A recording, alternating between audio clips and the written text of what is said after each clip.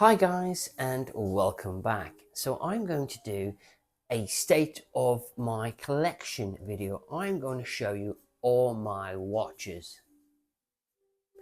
Really? You think I'm going to do that? You think I'm going to get all the watches out and show you one at a time and tell you a boring story about the watches just so you can watch a load of watches go across a conveyor belt like Larry Grayson's Generation Game? I'm not doing that. I've seen a lot of other YouTubers last week, the week before, this week, putting out videos and they're getting massive views, and they're a box of garbage. They really have a crap box collection of watches. God love them, they do.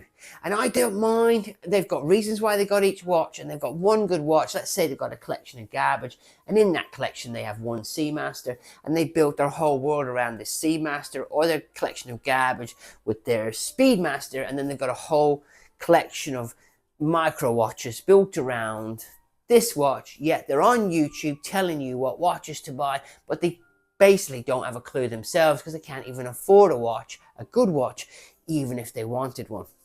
So I just want to take it back a stage. I did watch a video 3 days ago and that was stunning. This guy had Grail watches. Every single one was incredible. I actually wrote in the comments, oh my God, it's fantastic to finally see somebody on YouTube with an actual good watch collection. And God love the guy. He had them all in rows, all the ducks in a row. There must have been 16, 17, 18 watches there. I reckon there was over £200,000 worth of watches. Every watch you can imagine. And I just said, wow, incredible. But I forgot to subscribe and I forgot to save the link. So I can't find him now. So I don't know what his reply was. So I'm just thinking, well, how do I do my collection? And how do I sit here and say to you that all of my watches are Grail watches, and they are, without explaining how I got to this stage? And I just thought I'm going to go back to my old style of videos. I'm just going to talk to you. So here's how I managed to acquire 8 what I would class as Grail watches and one and done watches. Each one of my watches is a one and done. You could buy any of these watches and you could be done. Are you ready? Now I'm going to prefix this or prelude this, which I've had 7 Tudors and they were all terrible for one reason or the other. Tudors are not Rolex, and I've lost thousands moving them pigs on. I worked it out the other day, £4,000 moving on the Tudors I have. I made money on one of them, but I lost on every other one. And I did try and give Tudor one last chance with the Pelagos 39, but that turned out to be garbage as well. And I lost £750 moving that pig on. Just so you know, I'm talking from experience when I talk about Tudors. Now, I had 2 Grand Seikos. There were several problems with them, but they were just aesthetics. There were no lume on the dials, or the lume wasn't very good, or whatever. But I just fell out of love with Grand Seiko, and that's sometimes you do that. You buy into a brand and then you realize later you don't like it anymore. Now, I lost big on Grand Seikos. I took a massive chunk hit on them. Combined losses were just short of £4,000. Yeah, if you see my wife, don't tell her. As far as she's concerned, I made a fortune moving them bad boys on right now. So I've told you this. Oh, I also did something else for you guys. I had a Devosa, I moved that on. I had a Squale, I moved that on. I basically got rid of every shit watch in my collection. Oh, I just realized. Oh my God. You can see it, can't you? Someone's going to say, well, why have you kept that piece of garbage? The Swatch watch. I just love it. I think it's hilarious. I think it's an ornament. I've tried to wear it as a watch. It's impossible. If you're a grown-ass man walking around with a Swatch, go to a mirror and look at yourself in the face and just go boom right in the nose, and you realize, what the hell are you doing walking around with a kid's toy? However, I still like the watch. I think it's fun, but it's not a watch for a grown-ass man. It just isn't. So I do apologize. I forgot to take the Swatch off the shelf. Right, so let's start the collection off, but I'm going to do it differently. Are you ready? Welcome to my crap shoebox watch guide collection. Each watch is represented by a beautifully drawn X. Now, just so you know, I own all of these watches. I have all of these watches in the collection. This is not a fairy tale watch review where I pretend to own watches. I own all these bad boys, and I just thought it was interesting to do it this way rather than get the watches out and let them all fall out of the box. That's another story. Have a look at your presentation box and do this with it and watch all your watches fall out. That's not funny when that happens, I can assure you. Right, so let's carry on with this shoebox review of my collection. It's gonna be terrible. Right, so I have a Submariner long F. It's an M something something something M. I've forgotten what it's called. It's a 2006, but if you Google Submariner long F, you'll find the watch. It's from the movie The Long Good Friday, starring Anthony Hopkins. Is Hopkins the little fella? He died, unfortunately. He's long since passed away. He was the guy in Who Framed Roger Rabbit, you know, the detective. That's the movie he was in, and that's what the watch was named after. It's a Submariner. Notice I call it Submariner, not a sub non-date. If you're talking about a Submariner without a date, you call it a Submariner. That watch is a one and done. That is a glorious watch. Neo Vintage Hourglass, 2006. Stunner of a watch. If you want to know what these watches look like, look on my channel. They're all on my videos. I was lucky enough to be offered a Submariner date, a 2023, an all black one. To be fair, I would rather have the one with the green bezel, but that's just the way it goes, guys. I got the plain one, and it's a beautiful watch. Then I got offered my dream watch, which is my OP41 green dial. I waited 2 years for this. Not my current AD's fault. It's Goldsmith's fault. Goldsmiths are lying sods. Don't spend your money at Goldsmiths. And incidentally, Goldsmiths and Watches of Switzerland in the United Kingdom is down 5% year on year. That's equating to 61 million down year on year. Now, they're putting that down to new shop openings, whatever. I'm putting it down to them being crap to deal with. And they're just getting their comeuppance, aren't they? Right, that's enough about Goldsmiths. Now, if you notice on the OP41, it's a green dial, but I've put a little exclamation mark there. That's so, for all of my regular subscribers, you will remember this video and you will go, what's Brendan's favourite watch? Because he's asking in a future video, what's my favourite watch? And you're not going to know the answer to that question. But if you watch this video, you will know that it's the OP41 green dial. Thank you, whoever you are. You know who you are. Luckily, she doesn't watch my videos, but the lady that organised me this watch is a very special lady. Very special. Very special watch. Now, Snoopy. I have a Snoopy. I don't need to tell you what a Snoopy is. If you don't know what a Snoopy is, then get stuffed. Right. I've also got a Speedy. I've got a 2022 Speedy. I've got a Sapphire Sandwich. Okay, it wasn't the one that went to the moon. It's not Heslite, but it's sapphire on both sides.